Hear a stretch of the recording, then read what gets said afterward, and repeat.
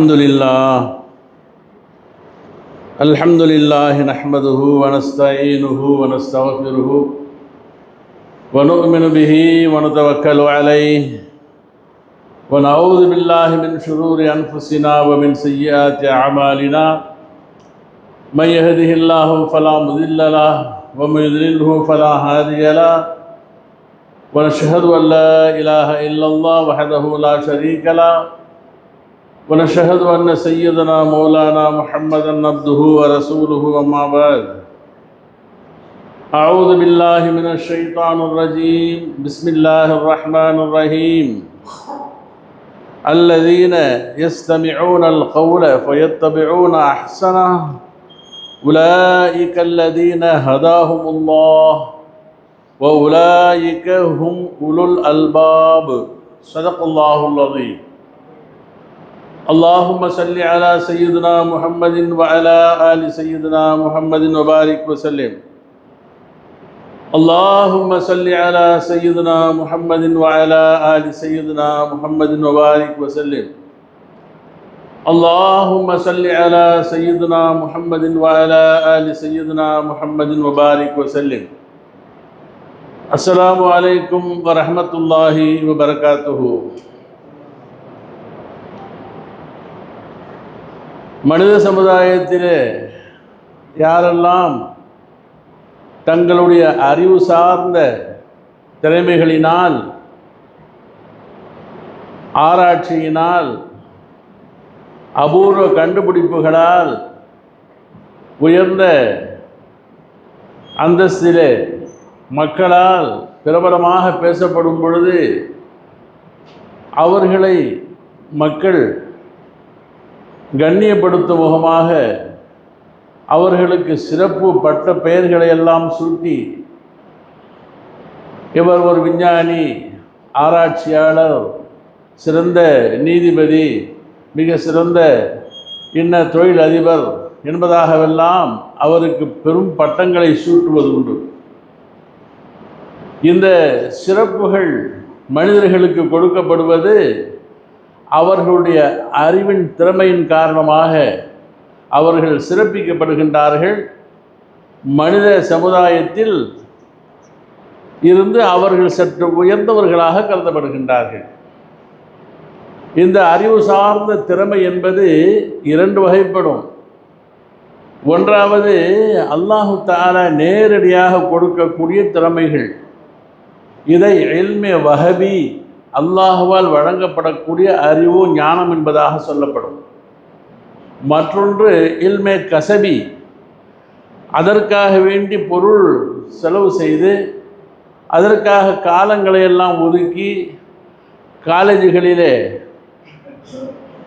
கலை கல்லூரிகளிலே படித்து பட்டம் பெற்று ஆய்வு செய்து அதன் மூலமாக அறிவியலை வளர்த்து கொண்ட அறிவாளிகள், கண்டுபிடிப்பாளர்கள், அறிஞர்கள், விஞ்ஞானிகள் என்பதாக சொல்லப்படும். இதில் அல்லாஹுவாக கொடுக்கப்படக்கூடிய நேரடி அறிவு என்பது அபூர்வமான ஒன்று. சிலரை பார்க்கலாம், அவர்கள் பேசுவதற்கு வாய் திறப்பார்களேயானால் மணிக்கணக்கிலே அவ்வளவு அழகாக வன்மையோடு சிறப்பாக பேசுவார்கள். அவருடைய பேச்சை கேட்டு மக்கள் ரசித்தவர்களாக அமர்ந்திருப்பார்கள். அதிலே பல ரசங்கள் கலந்ததாக இருக்கும். இன்னும் சிலர் அவர்கள் பேசும் பொழுதே எதுகை மோனையோடு அவர்களுடைய சொல்லிலே கவிதைகளும் கலந்து வரும். சொல்லாற்றல் மிக்கவர்கள். இவர்களை பாவலர்கள் என்பதாகவும் அவர்களை நாவலர்கள் என்பதாகவும் பெருமையாக பேசுவதுண்டு. தமிழகத்திலே அப்படி ஒரு பேரறிஞர் வாழ்ந்த சரித்திரமும் உண்டு. 1874ஆம் ஆண்டு குமரியிலே பிறந்த ஷேகு தம்பி பாவலர் அவர்களுக்கு சதாவதானி என்பதாக ஒரு பெயர். சதாவதானி என்று சொன்னால் ஒரே நேரத்திலே 100 காரியங்களை அவதானிக்கக்கூடிய திறம் படைத்தவர்கள். அந்த அளவிற்கு அறிவு ஞானம் அவர்களுக்கு. அமர்ந்திருப்பார்கள். அவர்களை சூழ ஒரு 100 காரியங்கள் நடைபெறும். 100 வேலைகளை செய்வார். கண்ணுக்கு தெரிவதை போன்று அந்த 100ஐயும் அவரவர்கள் கணக்கு வைத்திருப்பார்கள்.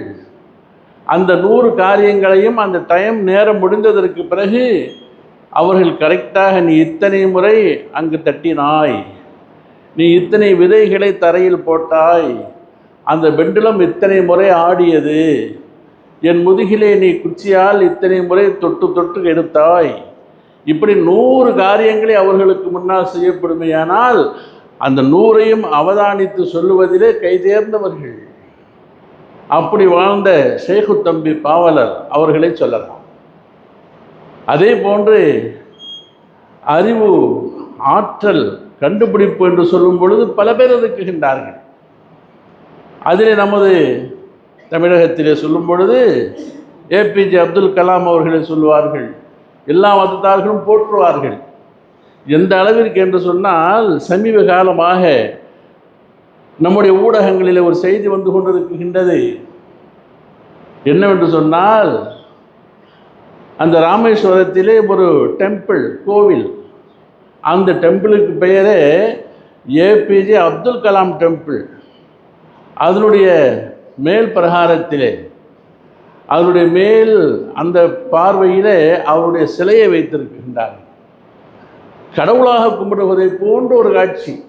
எதற்கு சொல்லுகின்றோம் என்று சொன்னால், மனிதர்கள் அறிவின் காரணமாக, கண்டுபிடிப்புகளின் காரணமாக அவர்கள் மதிக்கப்படுகின்றார்கள், உயர்த்தி பார்க்கப்படுகின்றார்கள். மனித சமுதாயத்திலே அவர்கள் உயர்ந்தவர்களாக பார்க்கப்படுவது ஒரு இயற்கையான ஒரு மரபு. அது அப்போ சுருங்க சொல்லுவோமேயானால் இவர்களை புத்திசாலிகள், அறிஞர்கள், கண்டுபிடிப்பாளர்கள் என்பதாகவெல்லாம் அவர்களை போற்றி புகழலாம். எதற்கு நாம் சொல்லுகின்றோம் என்றால், அல்லாஹ் ஜல்ல ஷானுஹு வ தஆலா தனது திருமறையிலே உண்மையான புத்திசாலிகள் என்று சொன்னால் யார்? உலகத்திலே மனிதர்கள் எத்தனையோ கண்டுபிடிப்புகள், எத்தனை முறை நீ ராக்கெட்டுகளை விட்டு திரும்பி வந்தாலும் சரி, அரியவள கண்டுபிடிப்புகளை, இந்த ஏஐ போன்ற கண்டுபிடிப்புகளை எவ்வளவு கண்டுபிடித்து இன்னும் உயர்ந்த ஸ்தானத்திற்கு போனாலும் கூட அல்லாஹ்வுடைய பார்வையிலே புத்திசாலிகள் யார், அறிவாளிகள் யார் என்பதனை பற்றி நாம் பார்க்கும் பொழுது திருக்குரான் வழி நெடுகிலும் அல்லாஹு தஆலா அவன் சொல்லக்கூடிய அறிவாளிகளை குறித்து ஒரு வாசகத்தை அல்லாஹ் ஏற்பாடு செய்திருக்கின்றான். திருமறையிலே சில விஷயங்களை சொல்லிக்கொண்டே வருவான். சொல்லிக்கொண்டே வந்து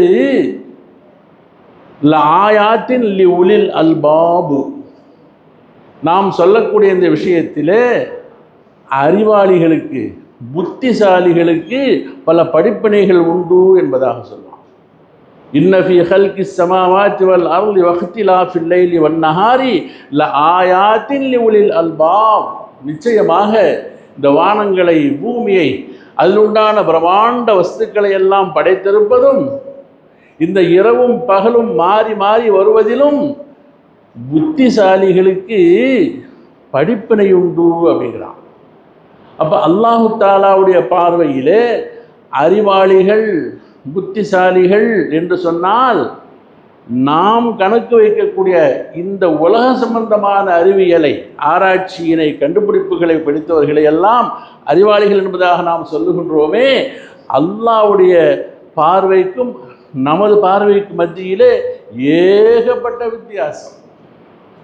நீங்கள் எவ்வளவுதான் உலகத்திலே கண்டுபிடிப்புகள் பிடிக்கக்கூடியவர்களாக இருந்து அல்லாஹ்வை மறந்தவர்களாக, மறுமையை மறந்தவர்களாக, நிரந்தர வாழ்க்கையை மறந்தவர்களாக இந்த உலகத்தில் எவ்வளவு பெரிய பெயர் வாங்கினாலும், எவ்வளவு பெரிய கண்டுபிடிப்பாளராக நீங்கள் இருந்தாலும், மிகப்பெரிய விஞ்ஞானியாக நீங்கள் வாழ்ந்தாலும் கூட அல்லாஹ்வுடைய பார்வையில் நீங்கள் அறிவாளிகள் அல்லங்கிறான் குர்ஆனில். திருமறையில் அல்லாஹ் சொல்லி காட்டுவான். என்ன சொல்கிறான்? வலக்கது ஸரஅனா ஜஹன்னம கஸீரம் மினல் ஜின்னி வல் இன்சி, உலகத்திலே அதிகமான பேர்களை நாம் நரகத்திற்காக வேண்டியே விட்டு வைத்திருக்கின்றோம். உலகத்திலே அதிகமான பேர்களை நரகத்துக்காக வேண்டிய நம்ம விட்டு வச்சிருக்கிறோம். அவங்க யார் தெரியுமா? லஹும் குலூபுன் லா யஃப்கஹூன பிஹா, அவர்களுக்கு இதயங்கள் இருக்கும், அந்த இதயத்தை கொண்டு எதை சிந்திக்க வேண்டுமோ, எதை ஞாபகத்திலே கொண்டு வர வேண்டுமோ, எதை கல்விலே வைக்க வேண்டுமோ அதை விட்டு விட்டு இந்த உலகத்தை எல்லாம் சிந்திப்பாங்க. அதில் என்ன கண்டுபிடிக்கலாம், இதில் என்ன கண்டுபிடிக்கலாம், அதில் என்ன இருக்குது, அந்த அணுவுள்ள என்ன இருக்குது, இந்த வியாபாரத்தில் இப்படிலாம் பணம் முன்னால் போயிடலாம், இன்ன தொழிலில் இப்படி போனோம்னு சொன்னாக்க இந்த இடத்துக்கு போயிடலாம், எல்லா சிந்தனையும் பண்ணுவாங்க. அல்லாஹ் என்ன சொல்கிறான், லஹும் குலூபுன், அவர்களுக்கு இதயங்கள் இருக்கும், எதை சிந்திக்க வேண்டுமோ எதை கல்பில் வைக்க வேண்டுமோ அதை வைக்க மாட்டார்கள். அது அல்லாத எல்லாத்தையும் உள்ள வச்சிருப்பாங்க. அதே மாதிரி வலஹும் ஆதானுன் லா யஸ்மஊன பிஹா, அவர்களுக்கு காதுகள் இருக்கும், அந்த காதுகளால் எதை கேட்க வேண்டுமோ பயன்பெற வேண்டுமோ அதை கேட்க மாட்டாங்க. அவர்களுக்கு வலஹும் அயுனுன் லா யுப்சிரூன பிஹா, அவர்களுக்கு கண்கள் இருக்கும், அந்த கண்களை கொண்டு எதை படிக்கணும், என்ன விளங்கணும், எதை ஓதுனா சவாபு, என்ன செய்யணுங்கிறத அந்த கண்களை பார்க்க வேண்டியவைகளை விடுத்து காதுகளால் கேட்டு ஞானம் பெற வேண்டியவைகளை எல்லாம் விடுத்து இவர்கள் இஷ்டத்திற்கு துன்யா சம்பந்தமான விஷயங்களை பார்க்கவும் துன்யாவுடைய செய்திகளை கேட்கவும் அவர்கள் அதை பயன்படுத்துவார்கள். அப்போ கல்புகள் இருக்கும், சிந்திக்க வேண்டியதை சிந்திக்க மாட்டார்கள், கண்கள் இருக்கும், பார்க்க வேண்டியதை பார்க்க மாட்டார்கள், காதுகள் இருக்கும், கேட்க வேண்டியதை கேட்க மாட்டார்கள். இவங்க எப்படிப்பட்டவங்கன்னு சொன்னால் உலாயிக்க கல் அன்ஆம், இவர்கள் கால்நடைகளை போன்றவர்கள், மிருகங்களை போன்றவைகள் என்று சொன்னால் அவைகளுக்கும் இதயம் இருந்தது, அவைகளுக்கும் கண்கள் இருக்குகின்றது, அவைகளுக்கும் காதுகள் இருக்குகின்றது, ஆனால் அவைகளுக்கெல்லாம் எந்த மறுமையின் சிந்தனை எல்லாம் இல்லை. அது இங்கே எங்கே நம்ம மேயெல்லாம், எங்கே போய் நிற்கலாம், போகலாம், வரலாம், இதுதான் இருக்கும். இந்த மாதிரி சொல்லிட்டு இன்னொரு வார்த்தை சொல்கிறான், பல்ஹும் அலல் அப்படிங்கிறான், அந்த மிருகங்களை விடவும் கெட்டவர்கள், கேடு கெட்டவர்கள் அப்படிங்கிறான். ஏன்னா அவைகளுக்கு அகல் இல்லை, சிந்தனா சக்தி இல்லை. உங்களுக்கு எல்லாம் கொடுத்திருந்தும் கூட உங்களுடைய இதயங்களை பார்க்க வேண்டிய, கண்களால் பார்க்க வேண்டியது நீங்கள் பார்க்கறதில்லை, காதால் கேட்க வேண்டியதை கேட்கறதில்லை, சிந்திக்க வேண்டியதை சிந்திக்கிறது இல்லாதனால நீங்கள் மிருகங்களை விட கேடு கட்டவங்க என்பதாக சொல்கிறான். என்ன காரணம்? அறிவெல்லாம் தான் இருக்குது என்றாலும் அல்லாஹ்வுடைய பார்வையில் அறிவாளிகள் வேற, அல்லாஹ் சொல்லக்கூடிய புத்திசாலிகள் வேற, நம்ம நினைக்கக்கூடிய புத்திசாலிகள் வேற. இவரா எப்பேற்பட்ட ஆராய்ச்சியாளர் தெரியுமா? இவர் இதை கண்டுபிடிச்சார், அவர் அதை கண்டுபிடிச்சார், என்னென்னமோ சொல்லி மக்களுக்கு மத்தியிலே அறிவாளிகள் புத்திசாலிகள் என்பதாக நம்ம பட்டம் கொடுக்குறோமே. அல்லாஹ் யாரை புத்திசாலின்னு சொல்கிறான் என்று பார்க்கும் பொழுது அல்லாஹ் சொல்லுகின்றான், அல்லதீன யஸ்தமிஊனல் கௌல ஃபயத்தபிஊன அஹ்ஸன. புத்திசாலிகள் யார், அறிவாளிகள் யார் என்றால் திருக்குர்ஆன், ஹதீஸ், மார்க்க சட்டத்திட்டங்கள், மார்க்க உபதேசங்கள், எங்கு மறுமையை பற்றிய சிந்தனையை ஊட்டக்கூடிய செயல்பாடுகள், கபருடைய அங்கு நடக்கக்கூடிய அமளிகளை பற்றி சொல்லக்கூடிய செயல்பாடுகள், நாளை மஹ்ஷர் மைதானத்தில் நடைபெறக்கூடிய செயல்பாடுகள், இவைகளையெல்லாம் உங்களுக்கு சொல்லப்படும் பொழுது அதை காது தாழ்த்தி யார் கேட்பார்களோ, சொல்லப்படக்கூடிய செய்திகளை, பயான்களை, நல்ல விஷயங்களை, குர்ஆனை, ஹதீஸை, சஹாபாக்களுடைய சரிதைகளை யார் காது தாழ்த்தி கேட்டு ஃபயத்தபிஊன அஹ்ஸன, அதில் சிறந்த செயல்பாடுகளை தங்களுடைய வாழ்க்கை வழிமுறைகளாக யார் ஆக்கி கொண்டார்களோ, உலாயிக்கல்லதீன ஹதாஹுமுல்லாஹ், அவர்கள்தான் அல்லாஹ்வுடைய ஹிதாயத்திற்கு ஆளானவர்கள், அவர்கள்தான் அல்லாஹ்வுடைய ஹிதாயத்திற்கு ஆளானவர்கள் சொல்லிட்டு உலாயிக்க ஹும் உலுல் அல்பாப், அவர்கள்தான் புத்திசாலிகள். மறுமையை நோக்கி, கபரை நோக்கி, மஹ்ஷரை நோக்கி அவள் சிந்தனைகள் போய்கொண்டே இருக்கும். நம்முடைய வாழ்க்கை என்னவாகும், எவ்வளவு காலம் நாம் வாழ்ந்து கொண்டிருப்போம் என்ற அந்த சிந்தனையோடு யாரெல்லாம் வாழச் செய்தார்களோ அவர்கள்தான் அறிவாளிகள் என்பதாக அல்லாஹ் ஜல்ல ஷானுஹு வ தஆலா திருமறையிலே உலாயிக்க ஹுமுல் அல்பாபு, லுப்பு என்று சொன்னால் அறிவு, சிந்தனை, அந்த அகலுக்கு பேர் லுப்புன்னு பேர். உலுல் அல்பாப் என்று சொன்னால் அறிவு உள்ளவர்கள். திருமறையிலே ஒரு 16 இடத்துல இது வரும், ஒரு 7 இடத்துல உலுல் அல்பாபுன்னு வரும், ஒரு 9 இடத்துல உலில் அல்பாபுன்னு வரும். அவர்கள்தான் அறிவாளிகள், மறுமையை குறித்து சிந்தித்தார்களே அவர்கள். ஒரு நாள் பொழுது நாயகம் பெருமானார் ஸல்லல்லாஹு அலைஹி வஸல்லம் அவர்கள் ஒரு செய்தி, நீளமான செய்தி, அது இன்ஷா அல்லாஹ் டைம் வந்தால் அதை சொல்லுவோம். இப்போ இந்த சிந்தனா சக்தி எந்த அளவுக்கு காதால் கேட்பது, மனதால் உணர்ந்து செயல்படுவது, இதற்குண்டான சிறப்பு தன்மை என்ன என்பதை பார்க்கும் பொழுது திருமறையிலே 2 விஷயங்கள் எல்லாம் சொல்கிறான். நரகவாதிகள், சொர்க்கவாதிகள் நாளைக்கு மறுமையில் பிரிக்கப்பட்டு போயிடும். அஸ்ஹாபுல் யமீனி அஸ்ஹாபுல் ஷிமால், வலது சாரியினர் இடது சாரியினர்னு சொல்லிட்டு 2 பிரிவு. வலது சாரியினர் அல்லாஹ்வுடைய அருள் பெற்றவர்கள், இடது சாரியினர்னு சொன்னாக்க அல்லாஹ்வுடைய கோபத்திற்கு ஆளானவர்கள். அப்போ சொர்க்கவாதிகளை தூக்கி சொர்க்கத்திலே அல்லாஹ் அனுப்பி அவர்களை அல்லாஹ் சொர்க்கத்துக்கு அனுப்பும் பொழுது சொர்க்கத்தில் காலடி வச்ச உடனேயே அந்த சொர்க்கவாதிகள் முதலாவதாக சொன்ன வார்த்தை என்ன சொல்லுவாங்க?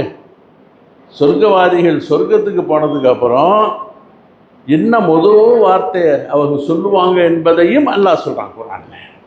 நான் சொல்கிறான், என்ன சொல்லுவாங்களாம்? வகாலுல் ஹம்துலில்லாஹி அல்லதி அஸ்ஹப அன்னல் ஹஸ்ன இன்ன ரப்பனா லகஃபூருர் ஷகூர்.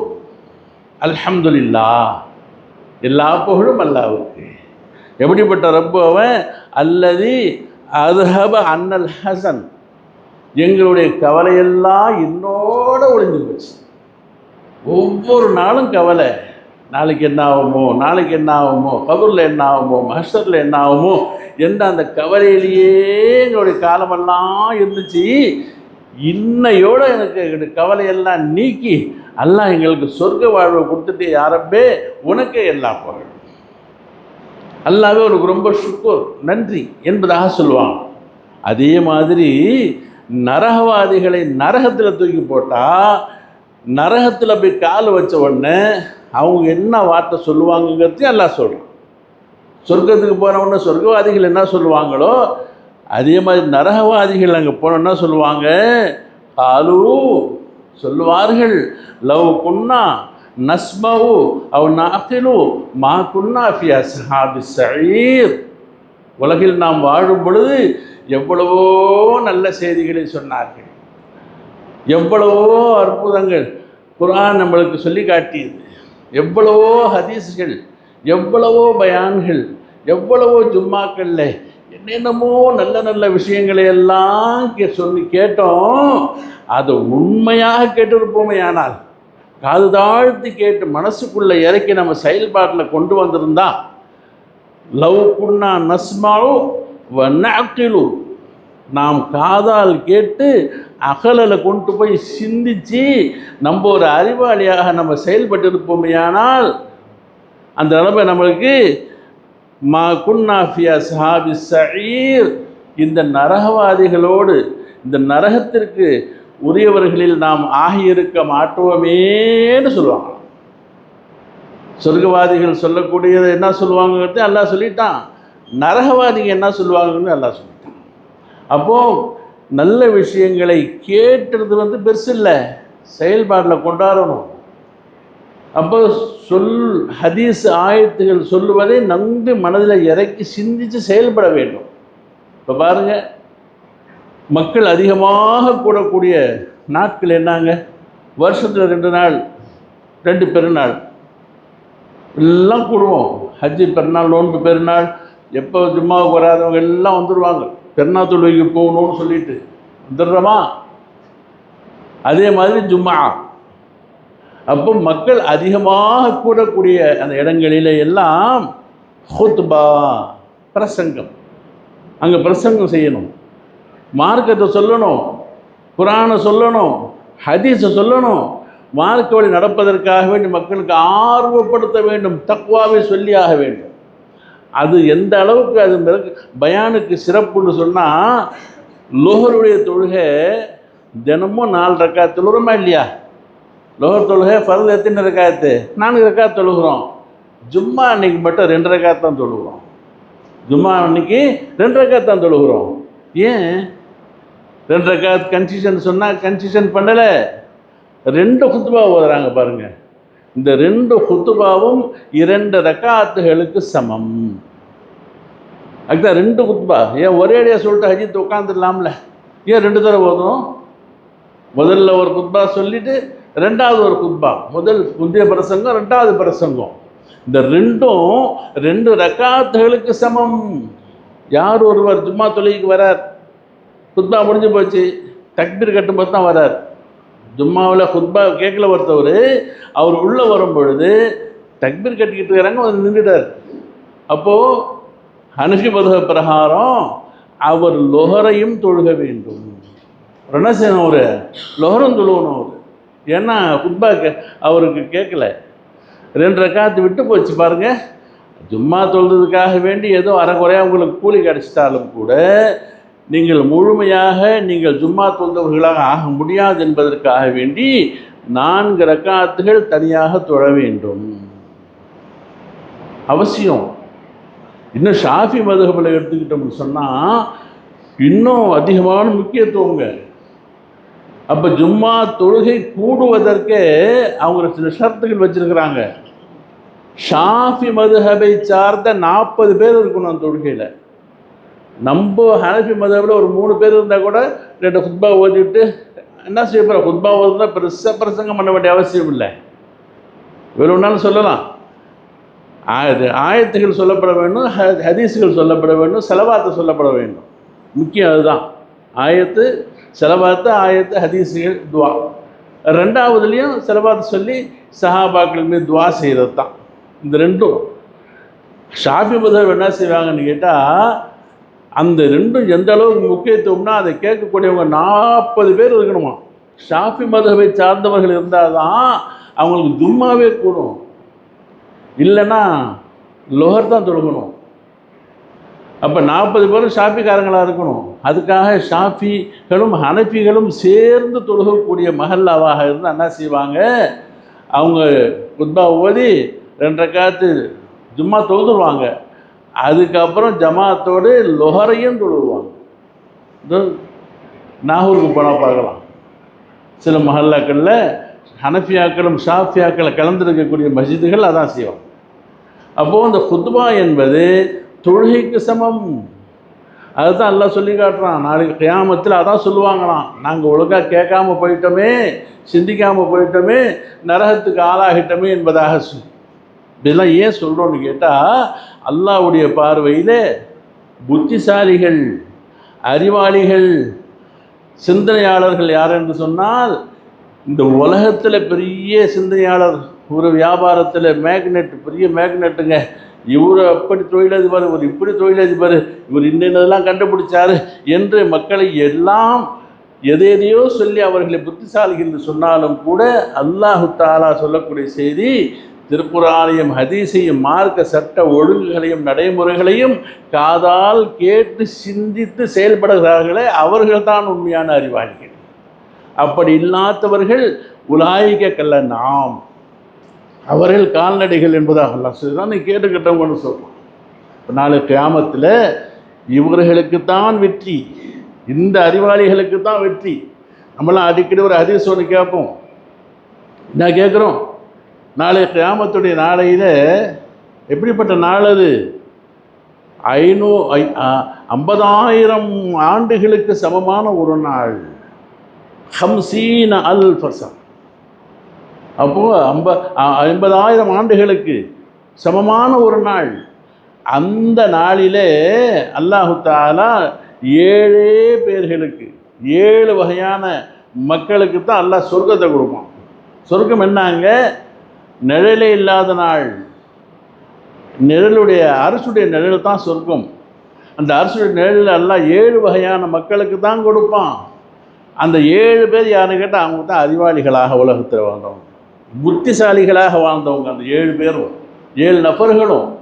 1வது நீளமான செய்தி, நம்மளாம் அடிக்கடி கேள்விப்பட்டிருப்போம், டைம் கம்மியாக இருக்குதுன்னா சுருக்கமாக சொல்லிடுவோம். 1வது இமாமுன் ஆதிலுன், நீதமான தலைவன். நீதமான தலைவன் சொன்னால் ஆட்சியாளராக தான் இருக்கணும், அரசியல்வாதியாக இருக்கணும், நாட்டை ஆளக்கூடிய மன்னனாக இருக்கும் என்பதாக அல்ல. ஒவ்வொருவர்களும் தலைவர்கள். குடும்பத் தலைவராக இருக்கிறோம். சிலருக்கு அல்லாஹு தாலா மஹல்லா தலைவருடைய பொறுப்பு, சிலருக்கு ஊர் தலைவருடைய பொறுப்பு, சிலருக்கு ஏரியா தலைவராக இருப்பார். அப்போது அவருக்கு கீழ் உண்டான அந்த தலைமைத்துவத்தை சரியாக நீதமாக நடக்கக்கூடியவர்கள் அன்று அந்த நிலையில் இருப்பார்கள். அவர்கள் புத்திசாலிகள். தங்களுடைய காரியங்கள் அனைத்திலும் அல்லாஹ் ரசூலுக்கு மாற்றமில்லாமல் அறிவாக குர்ஆனும் ஹதீஸும் சொன்ன பிரகாரம் நடந்தவர்கள். இரண்டாவது, ஷாபுன் நஷாஃபி இபாதத்தில்லா, அல்லாஹ்வுடைய வணக்க வழிபாடுகளிலே தங்களுடைய வாலிபத்தை கழித்த வாலிபர்கள். வயசாகி போனதுக்கு அப்புறம், ரிட்டையர்ட் ஆனதுக்கப்புறம் வேறு வழி இல்லை, வீட்லேயும் வந்து உட்கார முடியல, அங்கே போய் இங்கே போன்னு சொல்கிறாங்க, இப்போ பள்ளிவாசலில் போய் உட்காந்துருவோம் என்று ரிட்டையர்ட் ஆனதுக்கு அப்புறம் வர்றது அது ஒரு ஆபித், அது ஒரு தொழுகை வணக்க முறை. அதை விடவும் எல்லா திறமைகளும், எல்லா வேலைகளும், பலுவும், எல்லா பொறுப்புகளும் இருக்கும் பொழுது அந்த வாலிபத்தை செய்கிற நேரத்திலே மஸ்ஜிதிற்கு வரக்கூடிய இபாதத் செய்யக்கூடிய வாலிபத்தில் செய்தவர்கள். மூன்றாவது, ரஜுலுல்லதி கல்புஹு முத்தஅல்லிகும் பில் மசாஜித். மூன்றாவதாக, ஒரு மனிதர் எந்த ஊருக்கு போனாலும் எங்கே இருந்தாலும் பள்ளிவாசலோடு அவருடைய கல்பு தொடர்பு இருந்துக்கிட்டே இருக்கும். இப்போ தொழுதுட்டோம், லோஹர் தொழில் எங்கே தொழுவோம், அசருக்கு எங்கே போகலாம், ஒரு வியாபாரியாகவோ ஒரு பயணத்தில் இருக்கிறாரு, முன்னே ஐடியா பண்ணுவார், இந்த இடத்துல லோஹர் தொழுகணும், இந்த இடத்துல அசர் தொழுகணும் என்பதாக முன்கூட்டியே எங்கு வாழ்ந்தாலும் கூட மஸ்ஜிதுகளோடு கல்பை தொடர்பு வைத்திருக்கின்றாரே, அப்படிப்பட்ட நல்லடியார், அவர் அறிவாளி. அடுத்தபடியாக அல்லாஹ் ஸல்லல்லாஹு சொல்லி காட்டுறாங்க. நான்காவதாக, வஜ்தமா வர் ரஜுலானி தஹாப்பா ஃபில்லாஹி வஜ்தமா அலை. ரெண்டு நண்பர்கள் அல்லாஹ்வுக்காக வேண்டி என்று அல்லாஹ்வுடைய அன்பை பெறுவதற்காக வேண்டியே ஒன்று கூடினார்கள், ஒன்று சேர்ந்தார்கள் அல்லாஹ்வுடைய திருப்திக்காக. இருவருக்கு மத்தியில் ஏதோ பிரச்சனை வருகின்றது, இனிமேலும் இவரோடு தொடர்பு வைத்தால் நம்முடைய ஈமானுக்கு பங்கம் வந்துவிடும், இவருடைய செயல்பாடுகளில் குறை காணுகின்றேன் என்பதற்காக நல்ல விஷயங்களுக்காக ஒன்று சேர்ந்தார். அல்லாஹ்வுக்கு பயந்து சமயத்தில் பிரித்து கொள்ள தேவைப்படும் பொழுது பிரிஞ்சு வந்துட்டார். இப்படிப்பட்ட இரண்டு பேர்களுக்குமே அல்லாஹ் தஆலா சொர்க்கத்தை கொடுத்துட்றான். அடுத்தபடியாக ஐந்தாவதாக, இம்ரஅத்துன் ஸாத்த மன்ஸபின் வ ஜமால், அழகும் செல்வமும் நிறைந்த ஒரு பெண் ஒரு தவறான செயலுக்கு அழைக்குகின்றாள். மனதை கட்டிப்படுத்தி நான் அல்லாஹ்வுக்கு பயப்படுகின்றேன் என்பதாக ஒதுங்கி கொண்டார் அல்லவா, அப்படிப்பட்ட மனிதன். ஆறாவதாக, பிசதகத்தின் அக்ஃபாஹா, தான் செய்யக்கூடிய தர்மத்தை அல்லாஹ்வுக்கு எனக்கு தான் தெரியணும், மக்களுக்கு தெரியக்கூடாது என்பதற்காக வேண்டி ரகசியமாக சதகா செய்த மனிதர். ஏழாவது, தனிமையில் அமர்ந்து தன்னுடைய கடந்த காலங்களை நினைக்குகின்றார், வருங்காலத்தை நினைக்குகின்றார், அப்புறம் நினச்சி பார்க்குறார், பயந்து பயந்து அல்லாஹ்வுக்கு முன்னால் அழுது கண்ணீர் வடிக்குகின்றார். யாரும் இல்லை, துவா கேட்குறாரு, அழுது துவா கேட்குறாரு. அப்படிப்பட்ட ஒரு மோமின். இந்த 7 பேர்களும் புத்திசாலிகள், அறிவாளிகள், சிந்தனையாளர்கள். இவர்கள்தான் அறிஞர் பெருமக்கள், அறிவாளிகள் என்பதாக நமக்கு மார்க்கம் சொல்லிக் கொடுக்கின்றது. இதை விடுத்து உலக சம்பந்தமான எந்த கண்டுபிடிப்புகளை பிடித்து எவ்வளவு உயரத்திற்கு போனாலும் கூட அல்லாஹ்வுடைய பார்வையில் அவர்கள் அல்ல புத்திசாலிகள் என்பதை நாம் உணர வேண்டும். எனவே அல்லாஹ் ஜல்ல ஷானஹு வ தஆலா நம்முடைய ஈமானை, நம்முடைய நல்ல அமல்களை கவனம் வைத்து மறுமைக்காக, கபருக்காக அல்லாஹ்விடத்தில் பதில் சொல்ல வேண்டுமே என்ற அந்த சிந்தனையோடு வாழக்கூடிய நல் புத்திசாலிகளாக அல்லாஹ் நம் அனைவர்களும் வாழ்வதற்காக தௌஃபீக் செய்வானாக. வ ஆகிரு தஅவானா அல்ஹம்துலில்லாஹி ரப்பில் ஆலமீன்.